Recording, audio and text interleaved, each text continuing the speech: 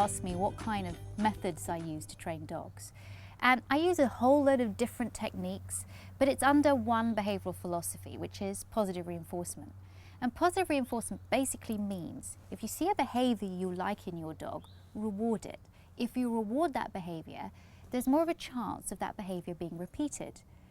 Also, when you train your dog in a positive way, you really build up a great connection and a great relationship with your dog. So you're really teaching your dog to cooperate with you rather than teaching your dog to behave through domination. That's the major difference between the very old style, outdated, traditional dominance theory and the modern behavioral science positive reinforcement principle. At the end of the day, this method is about forming a good bond with your dog and helping your dog to learn. When a dog comes into your domestic home, it doesn't come with the knowledge of how to behave in a socially acceptable manner, and you have to be the one to teach it. If you don't, then the dog is going to indulge in all kinds of behaviors that's going to drive you nuts. But when you teach a dog using positive reinforcement, you really teach a dog how to cope with all the pressures that domestic life put on it.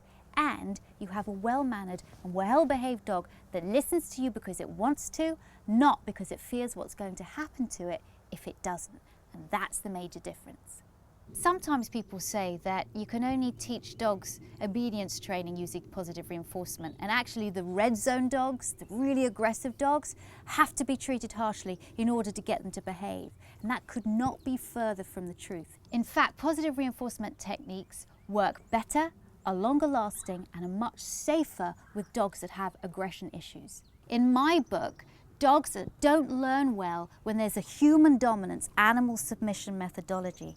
It's much, much better, and you have a much better bond and relationship with your dog if you teach your dog how to cope with everyday life in a positive way rather than a negative way.